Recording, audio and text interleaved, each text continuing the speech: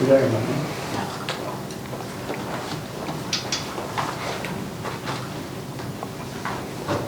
ready? You good? All right, guys. We'll lead off here saying what I said after the football game on Friday night, as far as thanking our fans for coming out there. Talking to players and coaches. I mean, it was super motivating. Not that you need motivation to go out and play, but it helps the encouragement. It helps guys. It helps helps them sustain the energy. The biggest thing is it just shows the support and the care that these people have and our fans have for our players, and our players really feed off of that. So I just want to thank them for that. Really want to see everybody out this Saturday at Bobby Dodd. We need everybody out. This team is a team that works hard. They do what's right, on the field, off the field, in the classroom. They represent Georgia Tech the right way, and would love to see as many people as we can get. Let's pack the stadium and get people out here this weekend. So with that, we'll move on to the next opponent. From last week, we're happy to get a win in a game we didn't play great to start by any means, and so now it's time to correct those things and move forward to Gardner Webb, a team that was down 35-7 against Western Carolina, who was a ranked team last week, and ended up 52 points, almost 650 yards total offense. An explosive football team, and led by two players that, offensively, their quarterback transfer from Liberty, really second week in a row now that we have a Liberty transfer, and he's a big kid. He's 6'6", 240 pounds. He can run the football, he can throw the football. Stat wise, I mean, he had 400 yards total offense himself. So, a dual threat guy, 260 throwing. 130 on the ground, and they're committed to using him and making the game go with him. Defensively, Jamari Young, number 44, second-year guy there he came from East Carolina, but you're looking now. He was a conference player of the week last week. The quarterback was national player of the week last week. So you got some good football players coming in here. They're gonna be prepared. They're gonna be ready, and they're not gonna back down by any means. And it's gonna be a big challenge for us and what we do this week. So, like we always talk about, it's about what we put into this week. It's about they're all right. They're all right. They're kids. So, but it'll be about us and the focus we have, and we have to focus on the things that are the most important to the game of football. And our focus is on the ball, protecting the ball, getting the ball. And then eliminating mistakes or penalties that can become big for you. So those are what our focus is. We got to maintain the things you do well, and you got to correct the things that you didn't do well that you made mistakes on. So that's what practice is about. Their head coach, Chris Reisert. I hope I'm saying that right. Second season at Gardner Webb. He's been head coach now for 7 years, and had a really successful run at previous stop at Tiffin, where he was the head coach. He's an offensive guy, and I think 32-4 was his record at his previous stop, and now we're taking over Gardner Webb, expecting them to continue to rise and be a really good program. So it's a big challenge for us, as it is every week, and it's what we do between now and then in the game time that's going to determine what the outcome of that football game is. So with that, open to any questions. I was wondering if you would be willing to share some injury updates, just Malik, AJ, Haynes, how he's doing, just kind of where you stand coming out of that first game. I know. Yeah, I mean it's like any game you're banged up on after football games. Guys are day to day, and expecting to have guys back ready to go for Saturday. So. The one, Rodney. I think Rodney's probably 1 more week. He was out practicing today, so it was good to see. AJ was out there today. It was good to see. But again, time will tell when the full, the full time frame comes and then be 100%. So that's one thing we're not going to do. We're not going to put guys out there that aren't 100% healthy, ready to go. Chad? How is Haynes doing from a physical standpoint? Took a lot of hits, and then how did you sort of deal with the news of his father? And I know you're close to John too.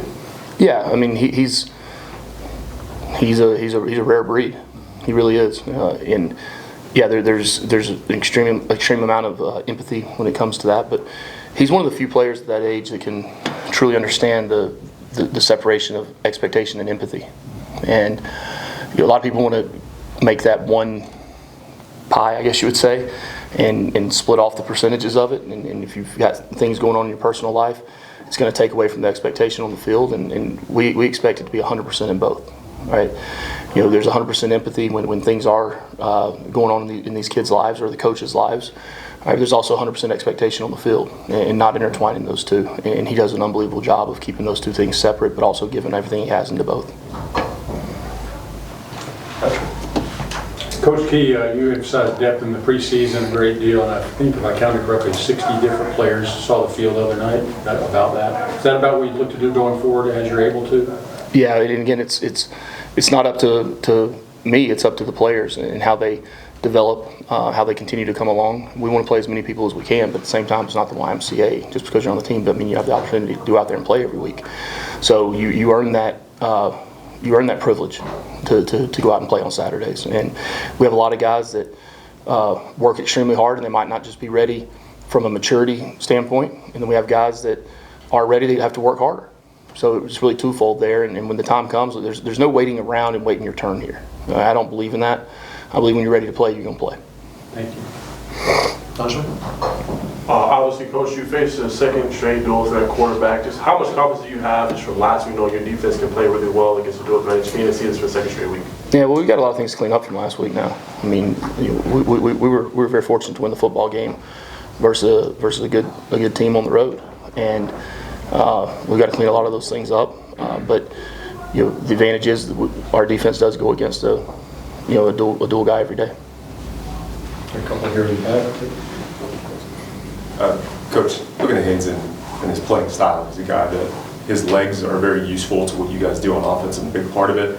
What is that balance for you of knowing that, understanding that, but then not wanting to subject him to so many hits? Yeah, look, game of football, no matter what position you play, you're going to be subjected to hits, but we don't look at it as absorbing hits, we look at dishing out hits. There's two ways to look at that, right? So, what's the old adage, a hammer or the nail? And he sees himself as a hammer. I can guarantee you that. But we've got to continue to get other guys involved, all right, offensively. And we will continue to get other guys involved offensively. Whether it be running backs, receivers, tight ends, whoever it is, we got a lot of really good players on our offense. We got to get touches too. Gotcha.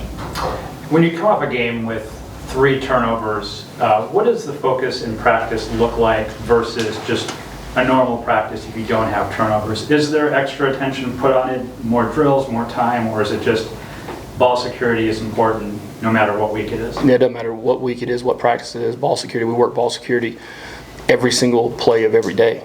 I don't know if you could work more of it than we do, okay? And when you look at the series of events that happened, we had a bad snap that snapped over the head with a new center in there. Then, the first one I think was the ball exchange. And if you look at Haynes and Jamal, I mean, how many times have they done that over the course of the last 3 seasons? Thousands and thousands and thousands of times, right? And even watching the film, talking to those guys, it's one of those things. It was a little bit of an angle here, a little bit there. You get into the first game, things are obviously sped up a little bit. If you'd asked me to write down 100 things, I thought, issues that can happen, and you're trying to think, before first game, things that could come up, that wouldn't have been in my top 500. It really wouldn't. But so the detail and the focus that takes place in practice, right? But we've also got to continue to work those things full speed, right? You can't have half speed.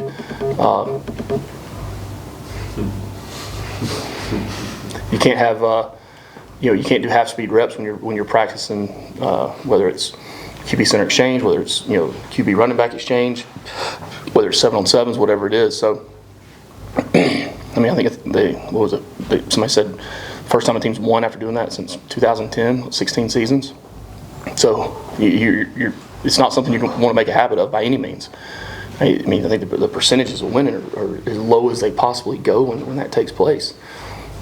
We were very fortunate that our team kept the right frame of mind. After the 3rd turnover, our defense goes out there and gets a 3-and-out. Great play by Kamen, on the far sideline, to hold them to, get them to fourth and short, and they ended up kicking, and we were able to, get in a little bit of a rhythm then.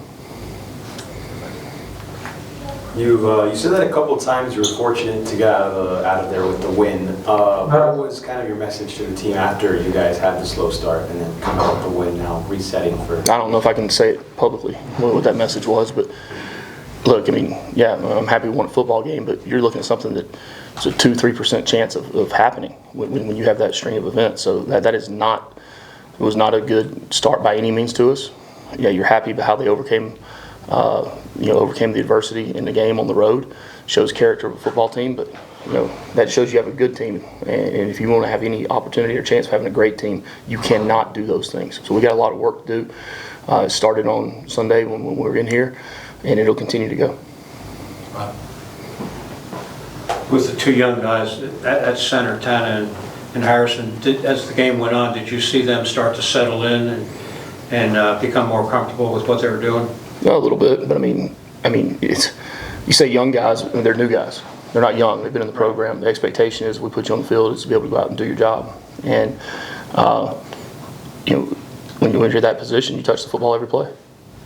I mean, that and the quarterback. I mean, we talk about the ball. Well, when someone touches it every play, we've got to make sure we're taking care of it. I thought Tana settled in.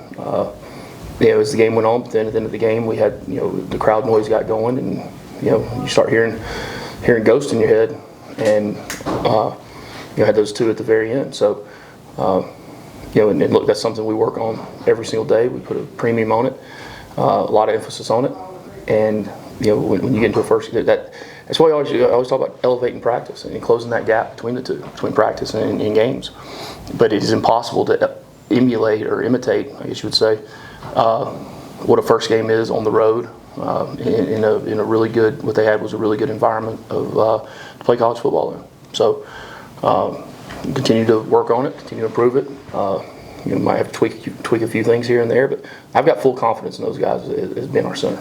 Full 100% confidence, and my confidence comes from their willingness to work and know that they have to fix something. What was your evaluation of Blake's play calling and how everything worked? It's the first time since you were a player that you had a first-time defensive coordinator at Georgia Tech calling plays. So it's been a while since that's been going on here. What was your evaluation of his? Yeah, I thought he did a good job calling the game. I thought he was calm, and that's something I want on the sideline. And we talk all the time about calm breeds calm. To have a defense ready to go 3 consecutive drives where a turnover occurs, and they scored on the first one, and they get a stop, and come back, and then now it's the third one. And I mean, the players came up to me and they're like almost smiling, like, "Coach, we got this. We got it. We're good. We're good." You talk about a calming effect for me. JJ said it. Amari said it. They were ready to go play. CP said it. They just went out and played. So that's a credit to Blake for doing that. We've got a lot of things we got to correct and clean up some of our fits, some of our gap fits, some of our alignments, and then communication, which I thought we had really good communication leading up into the game. I thought we had good communication, not great. But at the same time, we want to play a lot of football players. We want to play a lot of guys. And those guys you play that might be their first time out or new guys, and we had a lot of those on defense. It was their first time playing in a Georgia Tech uniform. And they're only going to be better in week 2, week 6, week 7, 9, and 10 for doing that. Coach K, I wanted to ask you about just the perimeter tackling and just how great they were out on the perimeter just in the game against Colorado. Omar Daniels, CP, Jack Gilmore, they did a really good job. Just your thoughts on that?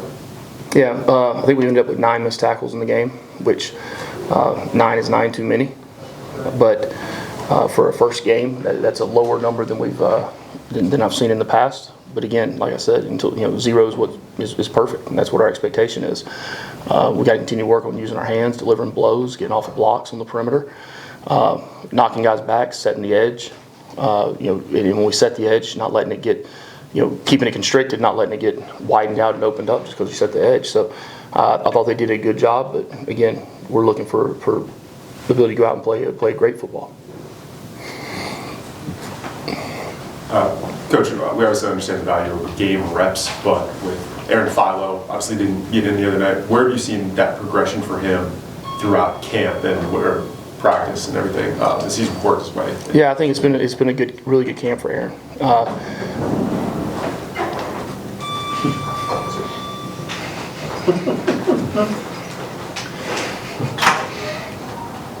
I know he can read English.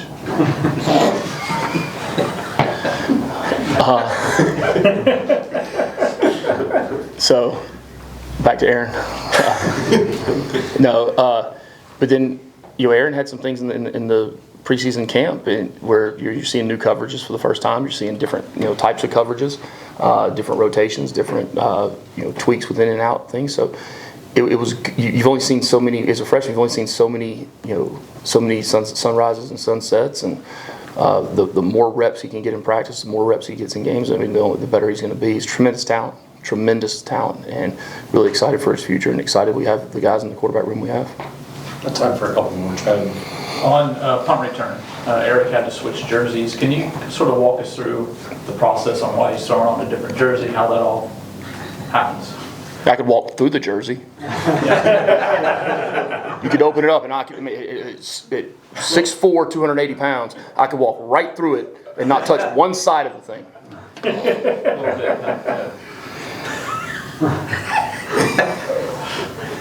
So I had a friend of mine call me on Sunday.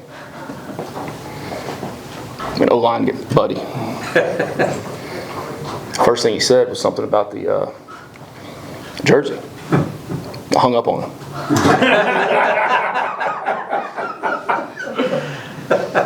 It was almost like a dress, wasn't it? Yeah, it was big, yeah. It was like comical. It was like one of those. Do we really do that on purpose, or is that like a joke? Ha ha! I got you, prom. Like one of those. Like, hey Colorado, look at this. Those kids like little babies wear. Has that jersey been retired, I'm guessing?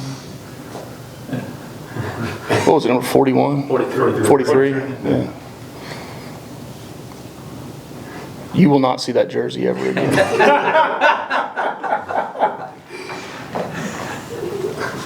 Again, 1,000 things on a piece of paper.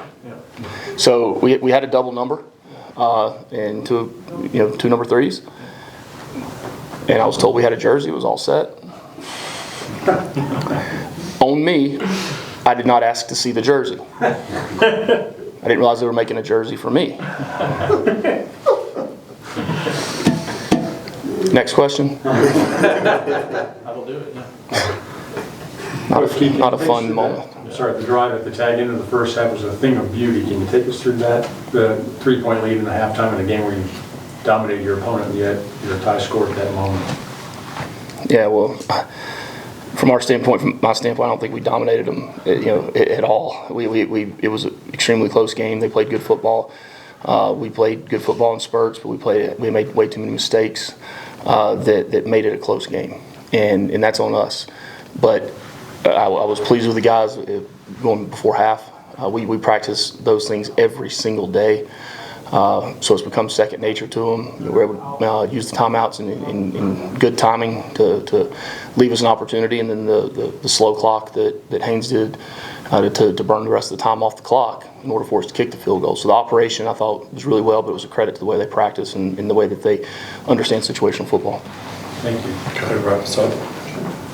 I knew you wanted to get some bigger running backs in, and obviously Maddox got hurt early in the game. You got to see a lot of Malachi play. Yeah. Kind of what was your impression of that? Was that what you were looking for when you went into the portal to get a guy like that to give you a little more of a thump to complement Jamal? Yeah, look, good football players are good football players. And, I'd love to have big backs, but if you ask me what Jamal is, Jamal's a big back to me. He the way he runs, you can run with power, he's elusive. He can do it all as well. It's how much dynamite you got inside of you, and he's got a ton. But I thought Malachi came in and really three ways. He comes in, he runs the football well. He was a good receiver out of the backfield. He made some really key blocks.